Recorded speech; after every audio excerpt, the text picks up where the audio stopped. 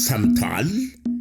አፍሮ ሆሊላንድ አስጎብኚ የኢየሩሳሌም የትንሣኤና የእርገት ጉዞ ምዝገባ ወደ መገባደዱ ስለሆነ ያቀዳችሁ ሁሉ በጊዜ ኑ ይለናል።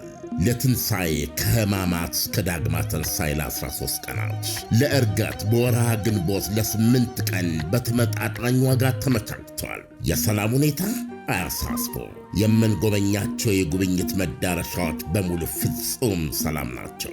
አፍሮ ሆሊላንድ አስጎብኚ ላለፉት 14 ዓመታት ለምርቃትና ለምስጋና እንደሚሠራው አሁንም እኛ ወላጅ ዘመዶቻችሁን በእንክብካቤ እናስጎበኛለን፣ እናስተናግዳለን። የእምነታችንን መጀመሪያ ቅዱሳን መካናቶች በዐይን እንደማየትና እንደመርገጥ ምን ደስ የሚያሰኝ ነገር ሊኖር? ለወላጅም ከዚህ የሚበልጥ ስጦታ የለም። አፍሮ ሆሊላንድ አስጎብኝና የጉዞ ወኪል፣ አድራሻ ቦሌ ሞርኒንግ ስታር ሞል 2ኛ ፎቅ። አሁኑኑ ስልክዎን አንስተው ይደውሉ። 0988 18 18 18 አይጠፋዎትም። በውጭ ለምትኖሩ በዋትሳፕ 0930 01 1998። አፍሮ ሆሊላንድ አስጎብኝና የጉዞ ወኪል። ጤና ይስጥልን አድማጮች፣ ይህ አዋዜ ልዩ ላልሰማችሁ ነው። ከመረጃዎቹ ጋር አብርሃም መኳንንት ነኝ። ቻናላችንን ሰብስክራይብ፣ ቪዲዮቻችንን ደግሞ ላይክ እና ሼር አድርጉልን። ለዚህም እናመሰግናችኋለን። በፍቅረኛው ቀነኒ ሞት ተጠርጥሮ እስር ላይ የሚገኘው ድምፃዊ አንዱዓለም ጎሳ ለተጨማሪ 12 ቀናት በእስር እንዲቆይ ተወስኗል። የብርቅዬ ዋሊያዎች ቁጥር በአስደንጋጭ ሁኔታ ተመናምኗል ተባለም። በኢትዮጵያ በዩኤስኤድ ድጋፍ መቋረጥ ምክንያት 14 ሚሊዮን ዜጋዎች ከተጠቃሚነት ውጪ ሆነዋልም ተብሏል። አስገድዶ ደፋሪዎች በልዩ ችሎት ሊዳኙ ነው ተብሏል።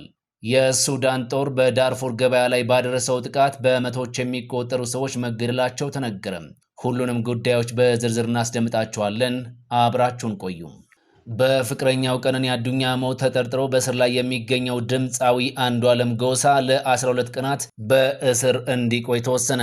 ተጠርጣሪው አንዱዓለም ጎሳ ዛሬ አራዳ በሚገኘው የፌዴራል ፍርድ ቤት ከጠበቃው ጋር በቀረበበት ወቅት ፖሊስ በተሰጠው 13 የምርመራ ጊዜ ውስጥ ያሰባሰበውን ማስረጃ ለችሎቱ አቅርቧል። ፖሊስ በጉዳዩ ላይ 13 የሰው ምስክሮችን መሰብሰቡን ገልጾ ተጨማሪ መሰብሰብ ያለበት ማስረጃ ስላለ 14 የምርመራ ቀናት እንዲጨመርለት ችሎቱን ጠይቀው 12 ቀናት ተፈቅዶለታል። የተጠርጣሪው ጠበቃ ሊበን አዲስ እንደገለጹት ፖሊስ ባለፉት 13 የምርመራ ቀናት ውስጥ ያከናወነውን የሟች ቀነኒን አስክሬን ምርመራ ውጤት ለፍርድ ቤት ያቀረበ ሲሆን በተደረገው የአስክሬን ምርመራም ከፍ ካለ ቦታ ላይ ወድቃ ሕይወቷ ማለፉን ጠቁሟል። ጠበቃው አያይዞም ቀነኒ ራሷን ከህንፃው ላይ ጥላ ነው ሕይወቷ ያለፈው ብለዋል። እሱ እንዳደረገ የሚያሳይ ምንም ማስረጃ የለም ሲሉ አክለው ገልጸዋል። የምርመራ ውጤቱ ቢመጣም ቀነኒ ከከፍታ ላይ መውደቋን እንጂ መገፍተሯን የማያሳይ በመሆኑ የዋስ መብት እንዲከበርና የምርመራ መዝገቡ በቀነኒ ሞት ላይ የአንዱዓለም እጅ እንደሌለበት የሚያሳይ ስለሆነም መዝገቡ እንዲታይልንም ጠይቀናል ብለዋል። ፍርድ ቤቱ በበኩሉ የግራ ቀኙን ክርክር ካደመጠ በኋላ ፖሊስ ጠበቃው የጠየቁትን የምርመራ መዝገብ ይዘው እንዲቀርብና የቀሩትን የምርመራ መረጃ እንዲያመጣም 12 ቀን መፍቀዱ ታውቋል። ፍርድ ቤቱ ለመጋቢት 29 ቀጠሮ ሰጥቷል። የዋሊያዎች ቁጥር እጅግ አስደንጋጭ በሆነ መልኩ ቀንሷል ተባለም። በሰሜን ተራሮች ብቻ የሚገኙት ብርቅዬ ዋሊያዎች ከዚህ በፊት ከነበሩት 1000 ወደ 300 ቀንሰዋል ነው የተባለው። ለዚህም በዋናነት ህገወጥ የእንስሳት አደን ምክንያት ነውም ተብሏል። በሰሜን ተራሮች ብሔራዊ ፓርክ የሚገኙት ዋሊያዎች ከዚህ በፊት ባልተለመደ ሁኔታ ነው ቁጥራቸው መቀነሱን የዱር እንስሳት ጥበቃ ባለስልጣን የገለጸው። ለብርቅዬ ዋሊያዎቹ መቀነስ የህገወጥ አደንና የሰሜኑ ጦርነት ምክንያት መሆኑን የባለስልጣኑ ዋና ዳይሬክተር ነግረውኛል ብሎ የዘገበው አሃዱ ሬዲዮ ነው። ከዚህ ቀደም ከነበረው ቁጥራዊ መረጃዎች ሲነጻጸርም የአሁኑ እጅግ አሳሳቢ ነው ተብሏል። የዋሊያዎቹን ቁጥር ወደ ነበረበት ለመመለስ ያለመ ውይይት በጎንደር ከተማ መካሄዱንም ዋና ዳይሬክተሩ ገልጸዋል። የአሜሪካው የልማት ተራድኦ ድርጅት ዩኤስኤድ በኢትዮጵያ የሚያደርገውን ድጋፍ በማቋረጡ 14 ሚሊዮን ዜጋዎች ተጠቃሚ እንዳይሆኑ አድርጓል ተብሏል። ከ14 ሚሊዮን በላይ የሚሆኑ ሰዎችን ተጠቃሚ የሚያደርጉና $63 ሚሊዮን በጀት የተያዘላቸው ፕሮጀክቶች እንዲሰረዙ ማስገደዱን የኢትዮጵያ ቀይ መስቀል ማህበር ገልጿል።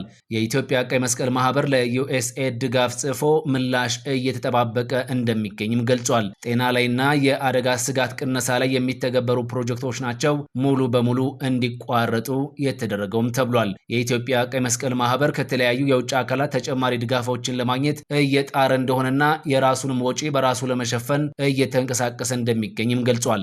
ማህበሩ ከመንግስት ድጋፍ የሚያገኝ መሆኑን ገልጾ ከችግሩ አንጻር ግን የሚጣጣም እንዳልሆነ ለሪፖርተር ገልጿል። ጾታን መሰረት አድርገው የሚፈጸሙ ወንጀሎች የሚዳኙበት ችሎት ሊቋቋም ነው። የፌዴራል ጠቅላይ ፍርድ ቤት ጀስቲስ ፎር ኦል ፕሪዝን ፌሎሺፕ ኢትዮጵያ ጋር በመሆን በግጭት ወቅት ጾታን መሰረት አድርገው የተፈጸሙ ወንጀሎች ወደ ዳኝነት ሲቀርቡ ጉዳያቸው እንዴት በተፋጠነ መንገድ ወደ ችሎት ሊቀርብ ይችላል የሚለውን በስፋት ሊያሳይ የሚችል ሰነድ መዘጋጀቱ ታውቋል። ሰነዱ ከፍርድ ቤትና ከዩኒቨርሲቲ በተወጣጡ ባለሙያዎች ተዘጋጅቷል የተባለ ሲሆን ለሚመለከተው አካል ቀርቦ ከሞላ ጎደል ወደ ተግባር ሊገባ ነውም ተብሏል።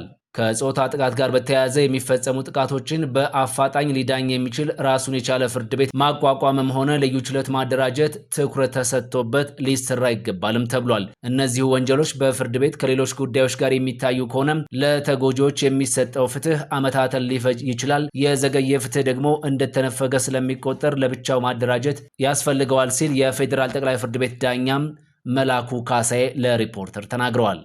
በመጨረሻም የሱዳን ጦር በዳርፉር ገበያ ላይ ባደረሰው ጥቃት በመቶዎች የሚቆጠሩ ሰዎች መሞታቸው ተነገረም። ጦሩ በአገሪቱ ምዕራባዊ ዳርፉር ግዛት በገበያ ላይ ባደረሰው ጥቃት ነው በመቶዎች የሚቆጠሩ ዜጋዎች ተገድለዋል የተባለው። ቱራህ ገበያ ላይ የተፈጸመው የቦምብ ጥቃት አሰቃቂ ጭፍጨፋ ነው ሲል በሱዳን ጦርነት በሁለቱ ተፋላሚዎች እየደረሰ ያለውን ጥሰት እየሰነደ ያለው የአስቸኳይ ጊዜ የጠበቆች ቡድን ገልጿል። በዚህ ጥቃት ከሞቱት በተጨማሪ በመቶዎች የሚቆጠሩ መቁሰላቸውንም ቡድኑ አክሏል። የዳርፉርን አብዛኛውን ግዛት የሚቆጣጠረው ፈጥኖ ደራሽ ኃይሉን ጨምሮ በማህበራዊ ድረገጾች ላይ የተለጠፉ ቪዲዮዎች ማንነታቸውን ለማወቅ ጭምር አዳጋች በሆነ ሁኔታ የተቃጠሉ አስክሬኖችንና ወደ ዶግ አመድ የተቀየሩ የገበያ ድንኳኖችን አሳይቷል። ሁለቱም የሱዳን ተፋላሚ ኃይሎች በሲቪል ስፍራዎች ላይ ጥቃቶችን በመፈጸም በተደጋጋሚ ይከሰሳሉ።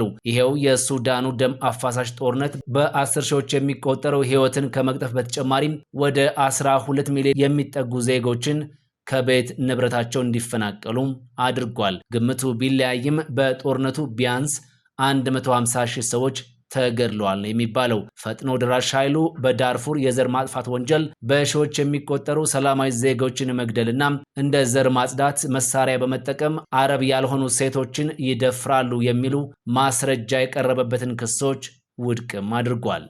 ይህ አዋዜ ልዩ ላልሰማችሁ ነው። ፈጣን ያልተሰሙ መረጃዎችንና ትኩስ የኪነ ጥበብ ዜናዎችን ለማግኘት የቁም ነገር ሚዲያ የዩቲዩብ ቻናልን በመቀላቀል ቤተሰብ የሆኑ ቻናላችንን ሰብስክራይብ ያድርጉ። በቲክቶክም አለን። ቁም ነገር ሚዲያ ኦፊሻል ብለው ይከተሉን። እናመሰግናለን። ቁም ነገር ሚዲያ፣ ለቁም ነገር እንሰራለን።